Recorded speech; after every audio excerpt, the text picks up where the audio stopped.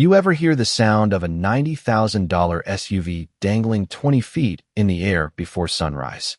The hydraulic arm groaned above me, metal cables tightening with a slow, deliberate pull, and the faint smell of hot oil drifted through the cool Texas morning as Brenda Whitmore's pristine white Range Rover lifted clean off my driveway, like it had finally remembered gravity was optional, her voice cutting through the silence a second later, sharp and disbelieving, echoing across the quiet suburban street that used to feel peaceful before she decided my property was her personal parking lot. And I just stood there with my coffee still warm in my hand, watching the first light hit chrome and glass as the crane swung her SUV out over the asphalt like it belonged in a construction zone instead of the middle of Willow Creek Estates. And here's the thing. This didn't start with a crane. It started 3 weeks earlier with the crunch of tires on gravel that didn't belong to anyone but me. The kind of sound you recognize instantly when you've spent months laying every inch of that driveway yourself, measuring it out to the foot, compacting the base, hauling materials in a beat-up Ford F-250 until your shoulders burn and your hands smell like dust and diesel for days. That driveway wasn't just access to my house. It was the line I drew between my life and everything I moved out here to avoid. Because when I bought this 2-acre lot just outside the HOA boundary, I did it for one reason: peace. No rules about mailbox colors, no letters about grass height, no clipboard patrols pretending they had authority they didn't actually own. And for the first few months, that's exactly what I had. Quiet mornings, the hum of wind through cedar trees, the steady rhythm of work and coffee and silence. Until the day Brenda showed up in that white SUV, sunglasses on, posture stiff like she was inspecting something she already decided was wrong. And the first thing she said to me wasn't hello. It was, "You know this area falls under community overflow, right?" And I remember the way she smiled when she said it, like she was offering a fact instead of testing a boundary, and I let it slide that first time because the SUV was only halfway over the edge, one tire kissing the line where my gravel met the county road. Not worth a fight. Not yet. But then the next morning it was deeper, 2 tires fully on my driveway. Then the next day the whole vehicle, parked like it had always belonged there, blocking just enough space to make it inconvenient, but not impossible. The kind of move that dares you to say something so they can pretend you're overreacting. And when I finally walked over and asked her, calm, respectful, just neighbor to neighbor, if she could move it, she didn't even look up from her phone at first, just said, "This is temporary. We have community needs." Like that word meant something on land that wasn't hers. And that was the moment I realized this wasn't about parking, it was about control, and Brenda Whitmore had made a very specific mistake. She assumed I was just another guy who didn't know exactly where his property ended and her authority stopped. She assumed wrong. And standing there that morning, watching her SUV sway slightly in the air as the crane operator gave me a nod, I could already see how this was going to end, because what she didn't know, not yet, was that every inch of this had been measured, documented, and planned, and I wasn't about to argue about my land anymore. I was going to move the problem off it. The thing about building something with your own hands is that you remember every detail long after the work is done, every measurement, every mistake you corrected before it became permanent, every inch of ground that you turned into something that actually meant something. And that driveway was no different. 240 feet of compacted gravel laid over a properly graded base that I designed myself after years of working construction sites where people cut corners and paid for it. Later, I did not cut corners, not on my own land, not on something that connected my house to the outside world. I remember the first morning I drove over it after finishing the final layer. The way the tires crunched evenly under the weight of my truck, no soft spots, no shifting, just clean, solid ground that did exactly what it was supposed to do. And that might sound simple, but when you spend enough time fixing other people's shortcuts, simple done right feels like a luxury. My name is Ethan Carter. I am 38 years old, and I have spent the last 15 years working as a general contractor specializing in structural builds and land development, which basically means I know exactly how property lines work, exactly how permits work, and exactly how much trouble people can get into when they pretend they know either of those things better than they actually do. I bought this land after selling a small contracting business I built from scratch in Austin. Long hours, early mornings, more coffee than I probably should have had, but it paid off, and I wanted something quieter, Something outside the city where I could work smaller jobs, pick my projects, and not deal with someone telling me what color my fence needed to be or how tall my grass could grow. So I made sure this property sat just outside the official boundary of Willow Creek Estates, close enough to benefit from the infrastructure, far enough to stay out of their rules. At least that was the plan. The house itself is not huge, about 2,100 square feet, single story, clean lines, nothing flashy, but everything built to last. Every beam, every joint, every surface something I either worked on myself or supervised directly. There is a certain kind of satisfaction in that. Knowing if something goes wrong, you know exactly where to look and exactly how to fix it. My mornings settled into a rhythm after I moved in. Coffee at the same spot on the porch, boots on gravel, checking the perimeter out of habit more than necessity, listening to the wind move through the trees and the distant hum of traffic that never quite reached my driveway. It was predictable in the best way, steady, controlled, mine. And that sense of ownership is hard to explain if you have never had someone challenge it, not aggressively at first, not in a way that feels like a threat, but in small, quiet ways that build over time until one day you realize it is not small at all. It is deliberate. And the first time I saw Brenda Whitmore standing near the edge of my property, heels sinking slightly into the gravel like she was not used to standing anywhere that was not paved or polished, I knew exactly what kind of situation this was going to turn into. Not because she said anything outright, but because of how she looked at the space, not like it belonged to someone, but like it was something that could be adjusted, managed, repurposed, the way people in positions like hers tend to see things. And when you have spent enough years dealing with permits, zoning boards, and neighborhood associations, you learn to recognize that look immediately. It is the look of someone who believes rules are flexible when they are the one applying them, and fixed when someone else is. And I remember thinking at the time that as long as the line stayed clear, as long as she understood where my property ended and her authority stopped, none of this would become a problem. But that assumption, like most assumptions involving people like Brenda, did not last very long. Brenda Whitmore did not introduce herself the way most neighbors do. There was no small talk about the weather or polite curiosity about the new guy down the road.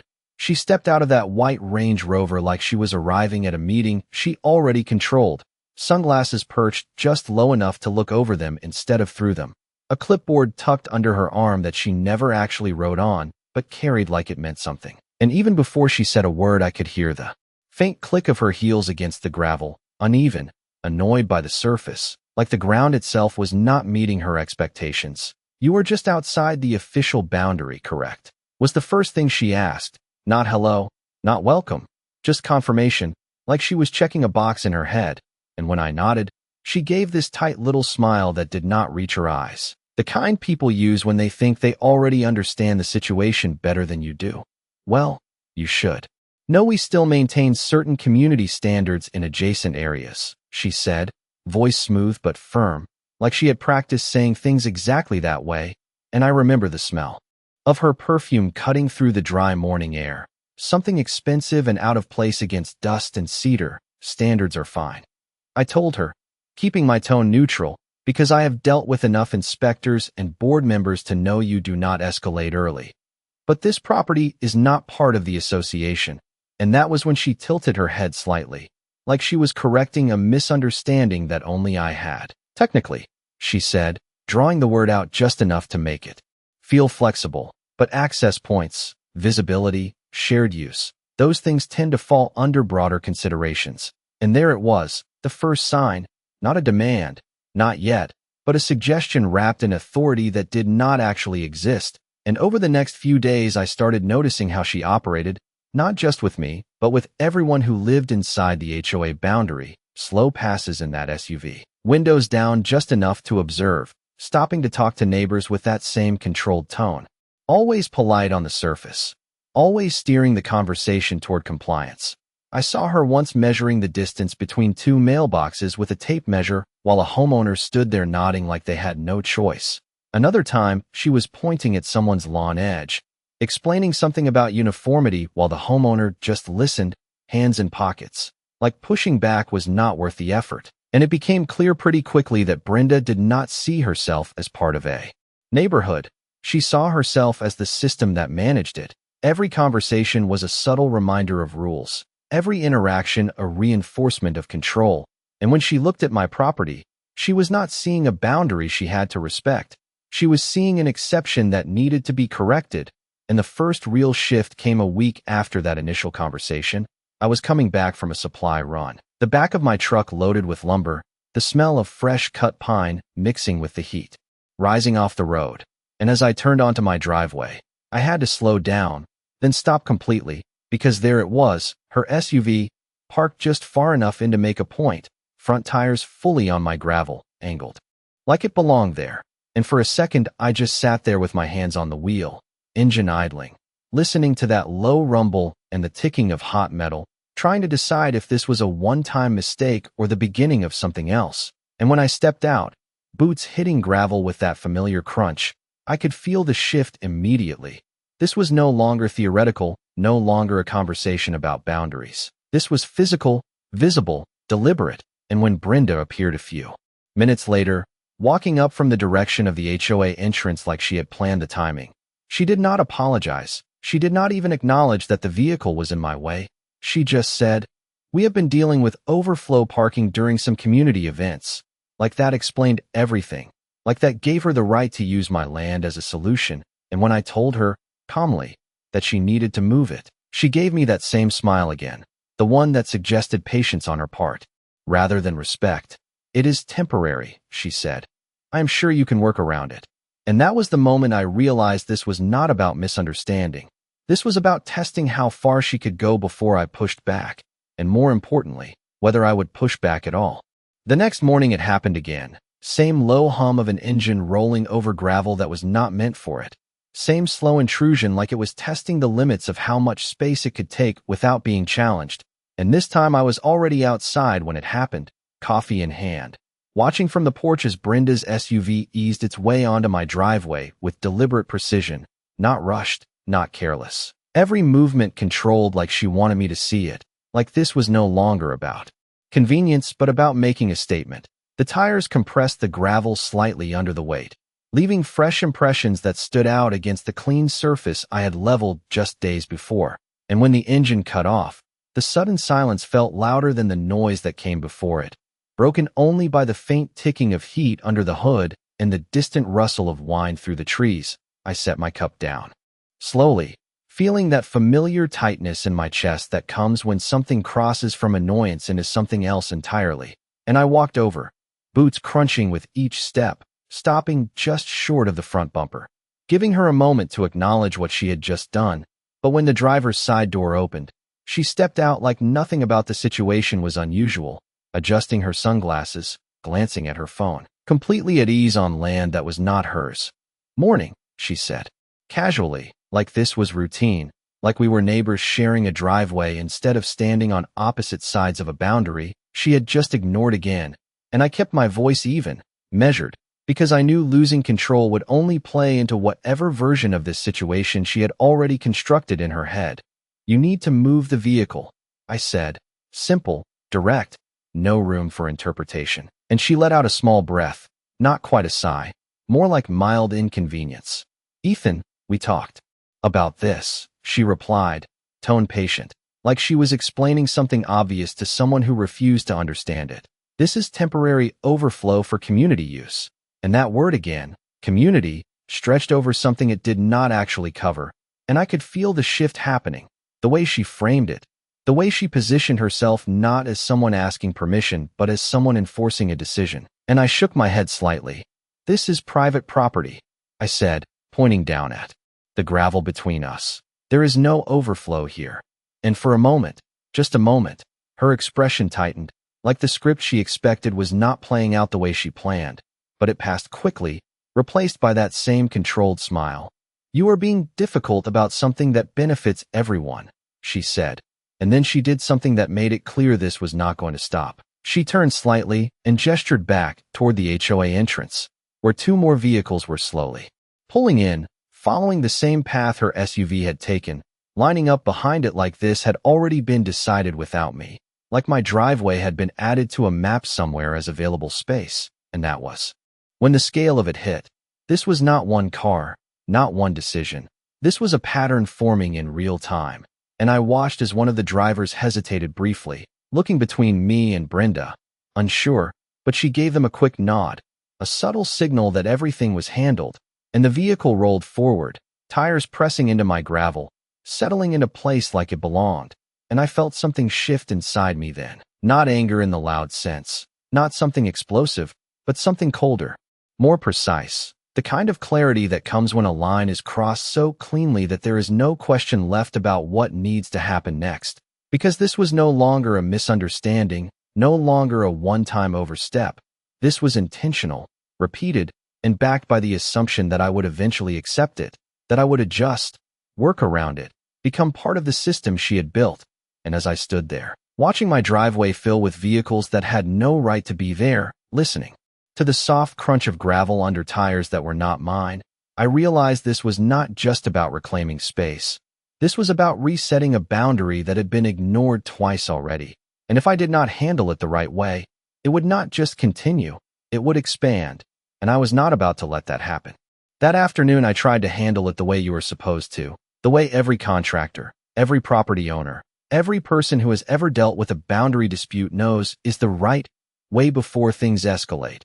I made calls, I pulled documents, I walked back inside and sat at my kitchen table with the same folder I had kept since closing on the property, thick with survey maps, deed records, and the kind of paperwork most people never look at until they have a problem, and I spread everything out under the overhead light, the faint smell of paper and ink mixing with the lingering scent of sawdust from the workbench nearby, and I went through it piece by piece even though I already knew what I was going to find. Because when you are dealing with someone like Brenda, knowing is not enough. You need proof that leaves no room for interpretation. The survey map confirmed exactly what I remembered: clean boundary lines, clearly marked easements, and more importantly, no shared access designation anywhere near my driveway. Not even close. The nearest HOA-controlled section ended 32 feet before my gravel started, and that distance mattered. It meant there was no overlap, no gray area, nothing she could legally stretch into an argument about community use. And with that in hand, I figured maybe, just maybe, this could still be resolved without turning into something bigger. So I walked back outside as the sun started to dip lower, heat settling into the ground, the air carrying that dry, late afternoon stillness that usually meant the day was winding down. But my driveway was still full, 3 vehicles now, parked like they had every right to be there. And when Brenda came back out, clipboard in hand like always, I met her halfway this time, documents folded neatly in my hand. And I showed her, not aggressively, not confrontational, just laid it out clearly. This is the property line, I said, tapping the map. This is my driveway. It is not part of the association. There is no shared use agreement. And for a second, just a second, she actually looked at it, her eyes scanning the lines, the measurements, the official stamps, and I thought that might be enough, that maybe she would recognize what was in front of her and adjust. But then she handed it back with that same calm expression, like nothing about what I showed her changed anything. That is your interpretation, she said, and the words landed heavier than I expected, because they were not confused, they were dismissive, like facts only mattered if they aligned with what she had already decided. We operate under broader community guidelines, she continued, and I could feel the shift again, not just in her tone, but in the way she stood, more confident now, like she had decided this conversation was already over. You can take that up with the board if you have concerns. And that was when I realized I had just walked into exactly what she wanted, a process, a loop, something that would drag this out while her version of reality stayed in place. Because while I would be waiting on meetings, reviews, approvals, my driveway would still be full. And she knew it. She was counting on it. And when I told her, again, that the vehicles needed to be moved immediately, she shook her head slightly, not angry, not even annoyed, just firm. They will be moved when the event is over, she said, like that was the final word. And then she turned and walked back toward the other homeowners, already shifting her attention away from me, already treating the situation like it had been handled. And I stood there for a moment, the paper still in my hand, the late sun casting long shadows across the gravel, listening to the quiet hum of conversations starting up near the parked cars. And that was when it hit me. This was not going to be solved by showing her documents. It was not going to be solved by asking or explaining or going through any system she controlled, because in her mind, the system already worked exactly the way she wanted it to, and the only reason this was even a conflict was because I had not accepted it yet. And as that realization settled in, something in me shifted again, not frustration, not even anger anymore, just clarity, the kind that strips away all the unnecessary steps and leaves you with one simple question. If the problem is sitting on your property and refuses to move, what is the most effective way to move it without asking again? And standing there with the last light of the day fading over a driveway that no longer felt like mine, I knew the answer was not going to come from her or from the HOA. It was going to come from me. That night the quiet came back, but it was not the same kind of quiet I had gotten used to. It felt heavier, like the space was waiting for something to happen instead of simply existing the way it always had.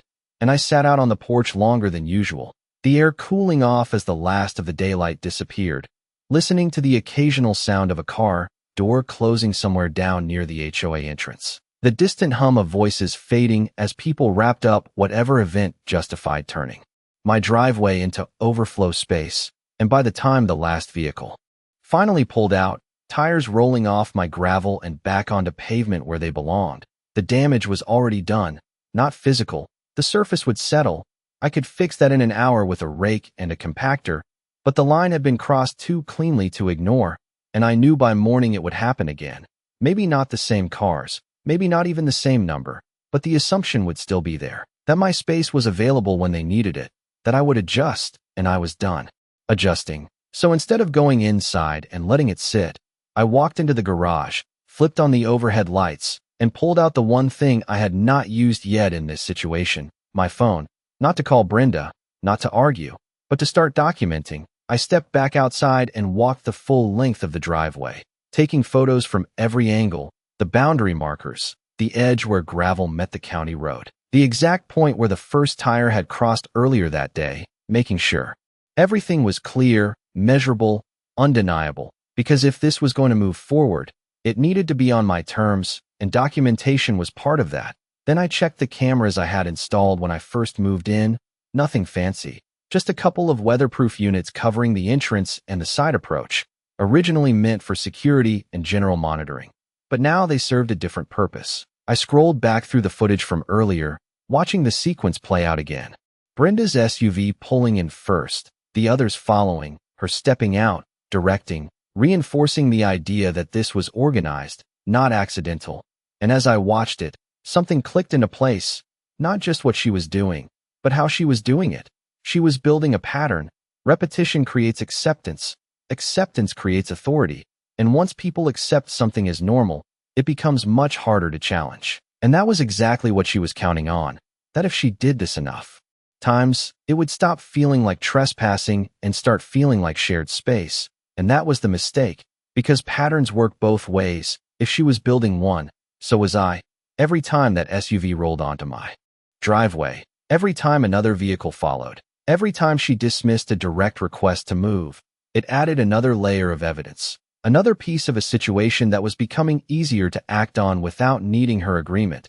And that was when I stopped thinking about how to convince her to stop and started thinking about how to make stopping the only option left, not through confrontation, not through a drawn-out process that she could control, but through something immediate, something that operated entirely within my rights as the property owner, something that did not require her to cooperate. And as that thought settled in, I leaned back against the workbench, the faint smell of metal and oil filling the space, and I started running through what I had available, equipment, contacts, options, because working construction for as long as I have, you do not just learn how to build things. You learn who to call when something needs to be moved, lifted, repositioned, handled in a way most people cannot do on their own.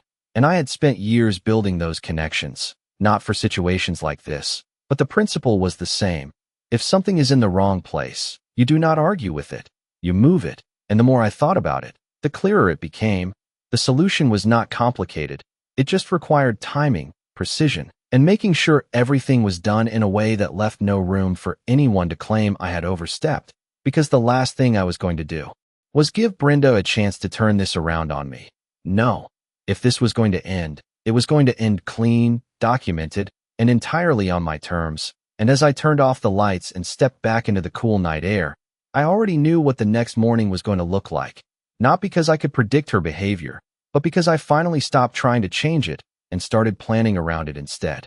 The next morning started exactly the way I expected, the low rumble of an engine cutting through that early quiet just after sunrise, the kind of sound that carries farther when the air is still and the light is just starting to break over the tree line. And I was already outside, leaning against the side of my truck, coffee in hand, watching the entrance like I had been expecting a delivery instead of a repeat of yesterday's problem. And right on schedule, there it was, Brenda's SUV rolling in slow and confident, tires easing onto the gravel with that same controlled pace, like nothing about this had ever been challenged, like the conversation we had the day before had not happened at all. And behind her, just like before, another vehicle followed, then another, each one taking its place like they were part of a system that had already been approved. And I did not move this time.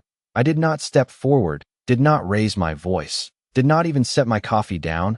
I just watched, because this was the confirmation I needed. This was the pattern locking into place, the repetition that turned a one-time incident into something deliberate. And as Brenda stepped out, adjusting her sunglasses, scanning the space like she was overseeing an operation, I could see it clearly now. She was not testing boundaries anymore. She had already decided they did not apply, and that changed everything. Because once someone reaches that point, you are no longer dealing with misunderstanding. You are dealing with intent, and intent is something you can act on without waiting for permission. I took a slow sip of coffee, letting the heat settle, keeping my posture relaxed, giving her no reaction at all this time. And that seemed to throw her off slightly, just enough for her to pause for a second before continuing like nothing was different. But that pause told me everything I needed to know. She was expecting resistance, expecting another conversation, another attempt to explain something she had already chosen to ignore. And when it did not come, when I just stood there and let the vehicle settle into place, something shifted in the air, subtle but real, like the rhythm of the situation had changed without her realizing why. And as the drivers stepped out, a few of them glanced in my direction, not with the same confidence as before, more uncertain now, like they could feel that something was off even if they could not explain it. And that was the moment I understood the real turning point was not going to be loud or dramatic. It was going to be quiet, controlled, and completely outside of anything Brenda expected, because she was still operating under the assumption that this would stay within the same pattern, that I would either argue or eventually give in. And I was doing neither. I was letting it happen, letting her commit fully to the decision she thought she was making on her own terms. Because every tire that crossed onto my driveway now, every second, those vehicles remained there, was adding to something she had not considered, something she could not undo once it was set in motion. And as I turned and walked back toward the house, leaving the scene exactly as it was, I could feel that calm clarity settle in again, the kind that comes when you stop reacting and start executing. Because at that point the plan was no longer an idea, it was a sequence, timing, positioning, documentation, and one final step that would turn her assumption into a mistake she could not ignore. And the best part was, she still had no idea it was coming. Not because it was hidden, but because she was too focused on control to recognize when she had lost it. And as I reached the door, the faint vibration of my phone in my pocket reminded me of the one call I had already set in motion, the one piece of the puzzle that would make everything else fall into place. And for the first time since this started, I did not feel like I was dealing with a problem anymore. I felt like I was waiting for the right moment to solve it. By mid-morning, the driveway looked exactly the way it had the day before. 3 vehicles lined up like they belonged there, sunlight reflecting off windshields, heat starting to rise off the gravel in slow waves that blurred the edges of everything if you stared too long. And I stood just inside the garage with the door half open, watching it all through that narrow frame like I was observing a job site instead of my own property. The faint hum of the security cameras feeding into the small monitor on my workbench, each angle giving me a clean, uninterrupted view of every tire placement, every door opening, every casual assumption, playing out in real time. And I let the footage run, not just recording but organizing, timestamping everything, building a sequence that showed exactly what had been happening over the past few days, not because I needed it to prove anything to myself, but because if this ever came down to questions, I wanted answers that did not rely on memory or interpretation, just clear, visual facts. And as I watched Brenda move between the vehicles, speaking to people, gesturing occasionally like she was coordinating something official, I noticed something else that mattered more than I expected. None of the other drivers acted like they owned the decision.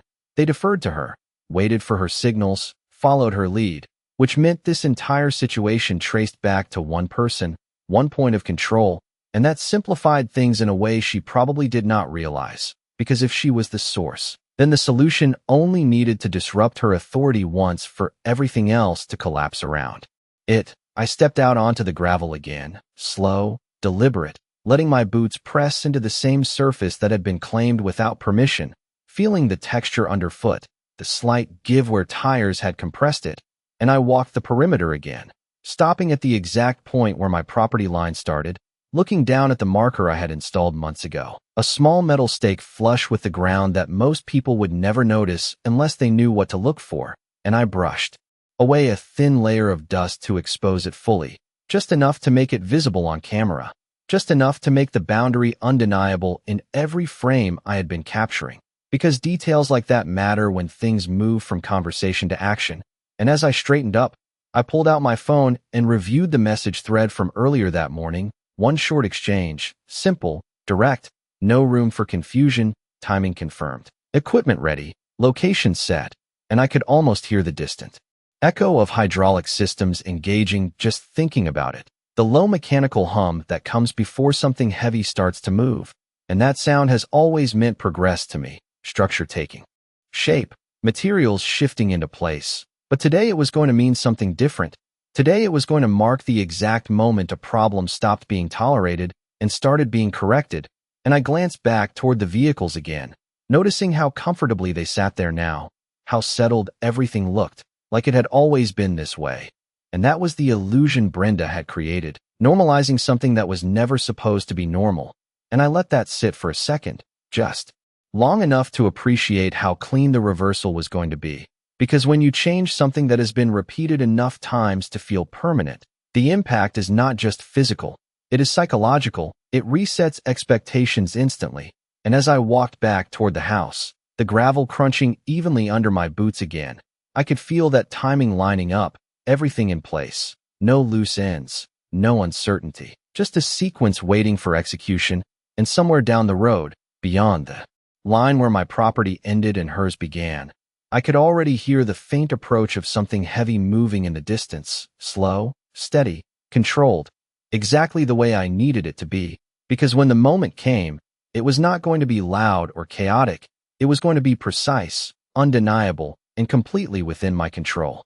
The first thing you notice when a crane comes into a quiet neighborhood is not the size. It is the sound, a low, steady hydraulic hum that does not belong anywhere near manicured lawns and identical mailboxes. And it started as a distant vibration underfoot before it ever came into view, subtle enough that most people would ignore it at first, but I felt it immediately. That familiar mechanical rhythm that I had heard on job sites for years, the kind that means something heavy is about to move. And I stepped out from the garage just as the boom arm crested the edge of the road, long and deliberate against the clear morning sky. The truck itself rolling forward at a controlled pace, tires hugging the pavement as it approached the entrance to my driveway like it had been there 100 times before, and in a way, it had, just not here, not in a place where people expected things to stay exactly the same every day, and I could see the shift ripple outward almost instantly. Conversations cutting short, heads turning, the quiet order Brenda had been maintaining starting to fracture under something she had not planned for. Because control works best when everything is predictable, and there was nothing predictable about a crane pulling into a residential street at 9 in the morning. And as the operator eased it into position, aligning the outriggers with practiced precision, I caught Brenda's expression for the first time since this started. Not confusion exactly, but something close to it, like she was trying to place what she was seeing into a category that made sense, and coming up short. And I stayed where I was, just off to the side, letting everything unfold without stepping in, because this was no longer a conversation, this was execution. And every second that passed without me reacting made it clearer that this was not something she could talk her way around. The operator stepped down from the cab, boots hitting the pavement with a solid thud, and gave me a quick nod. Nothing dramatic, just confirmation. Timing was right. Everything lined up, and I returned it with a slight motion of my hand toward the driveway. No words needed, because we both understood exactly what was about to happen, and that was when Brenda finally moved. Quick, purposeful steps across the gravel, her heels no longer careful about where they landed, the controlled calm she had maintained slipping just enough to show urgency. "What is this?" she called out, voice sharp but not raised, still trying to keep control of the situation by framing it as a question she could answer herself. And I met her halfway this time, stopping just before the boundary marker, keeping my side of the line clear. "This is private property," I said, same tone as before, steady, measured, but this time there was no explanation following it, no attempt to convince, just a statement. And behind me, I could hear the hydraulic systems engage, a deeper sound now, more present, the kind that signals the beginning of movement, and I saw her glance past me toward the crane, then back at me, recalculating, trying to understand how the situation had shifted so completely without her being part of the decision. And for the first time since this started, she did not have an immediate response. No prepared line about community use, no reference to guidelines, just a pause. And in that pause was the realization she had not anticipated this outcome, because she had built her approach on the idea that I would stay within the same pattern she controlled, and instead, I had stepped entirely outside of it. And as the boom arm began to extend slowly over the driveway, casting a long shadow across the vehicle she had placed there, the balance of control that had seemed so solid just minutes before started to tilt. Not dramatically, not all at once, but enough that everyone standing there could feel it, that quiet understanding that something had changed, and there was no going back to the way it was before. The operator moved with the kind of calm precision you only get from years of doing the same thing under pressure. No hesitation, no wasted motion, just a steady sequence of actions that did not need explanation. The outriggers locked into place with a solid mechanical click, stabilizing the entire rig as the boom extended further over the driveway, the steel cable unspooling in a slow, controlled descent, the hook swaying slightly in the air before settling into a perfect vertical line above the first vehicle, and the sound of it all filled the space in a way nothing else could. Not loud, not chaotic, just constant, mechanical, undeniable. The kind of sound that tells you something is about to change whether you are ready for it or not. And I could feel every set of eyes shifting between me and Brenda now. The quiet authority she had been projecting all morning starting to crack under something she could not redirect or dismiss. "You cannot do this," she said, stepping closer, her voice tighter now, less controlled, like she was trying to reassert something that was already slipping away. And I kept my position, just inside my side of the boundary, arms relaxed, posture steady. "I already asked you to move it," I said, same tone, same pace, no escalation, just a fact. And behind me the operator lowered the hook with exact placement, positioning it near the frame of her SUV with the kind of accuracy that only comes from experience. And I saw Brenda turn toward it, her attention pulled fully away from me for the first time, watching as the process began to take shape in a way she could not ignore. "This is HOA property usage," she said quickly, like saying it out loud would make it true again, but the words landed differently now, weaker, disconnected from the reality unfolding in front of her, because authority only works when people recognize it. And right now, no one was looking at her for direction anymore.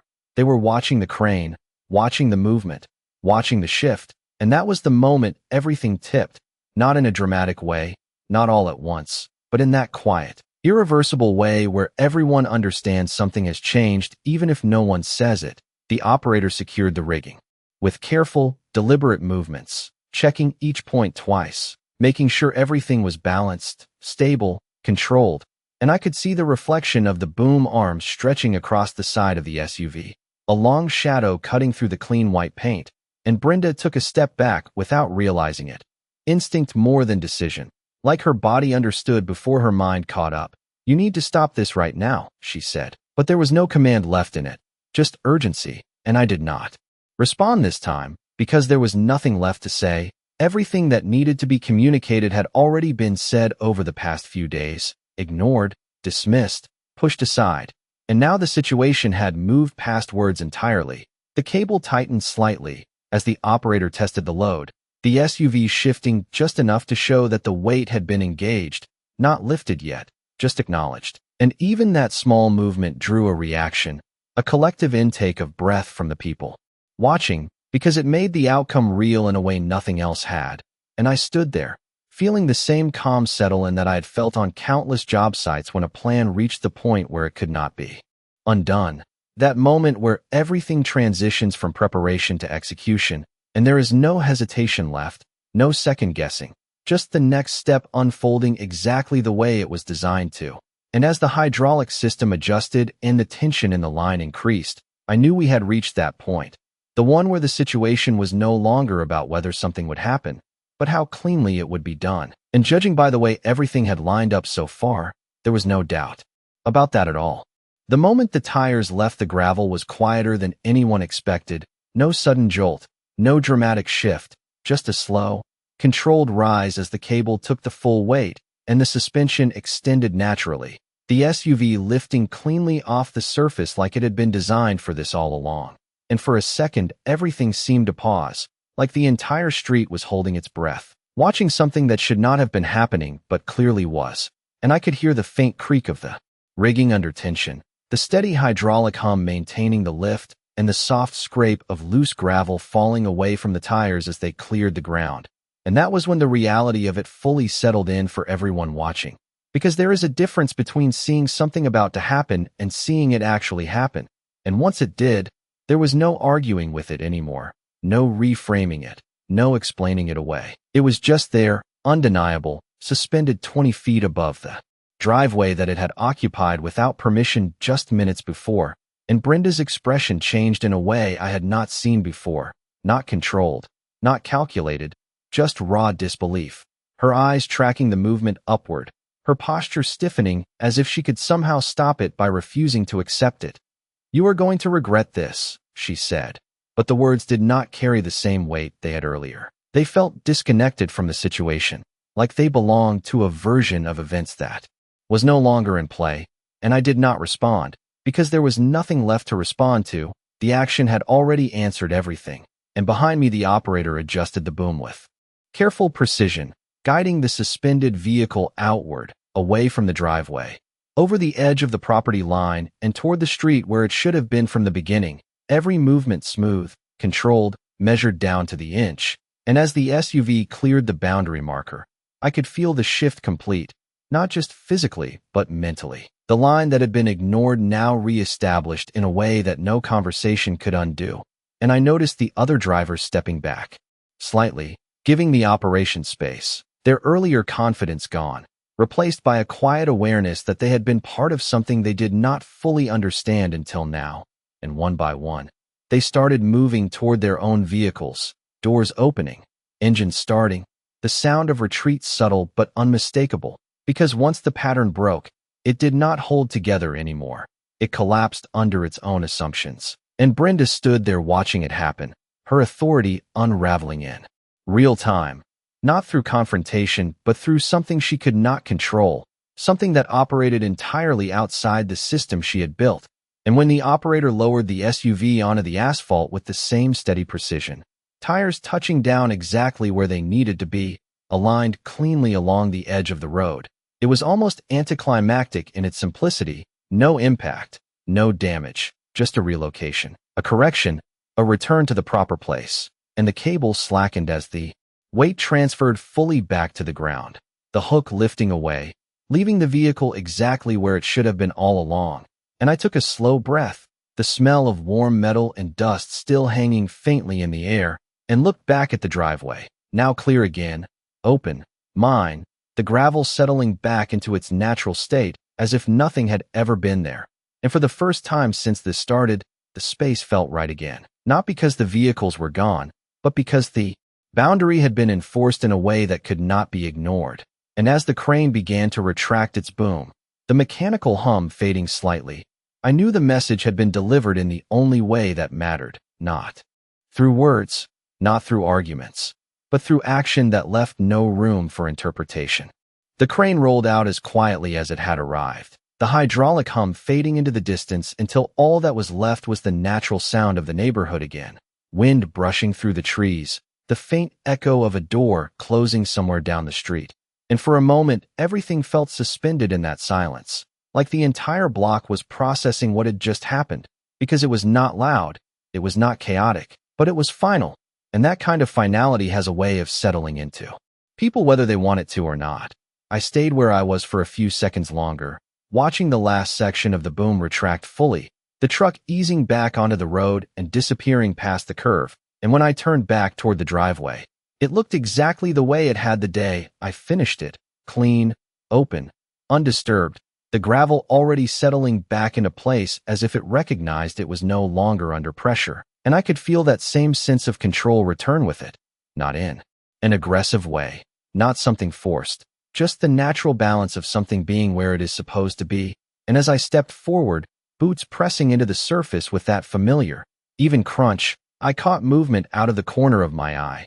Brenda still standing near the edge of the road, her SUV now parked properly along the curb, exactly where it should have been from the beginning, and she did not say anything this time. No statements about guidelines, no references to community use, just silence, her posture stiff but contained, like she was recalculating everything she thought she understood about this situation, and that silence said more than anything she could have argued, because it meant she had run out of ways to frame this as something she controlled, and behind her, the rest of the homeowners were already adjusting, engines starting, doors closing, one by one they began pulling away from the area, not rushed, not panicked, just deliberate, like they had suddenly remembered where they were supposed to be parking all along, and I watched as the last vehicle that had been on my driveway earlier that morning reversed carefully back onto the street and drove off without a word, no eye contact, no hesitation, just gone, and within minutes the entire space that had felt occupied and claimed was empty again, and I walked the full length of the driveway one more time, not because I needed to check anything, but because I wanted to feel it, the difference, the absence of pressure, the return of something that had been taken for granted just days before.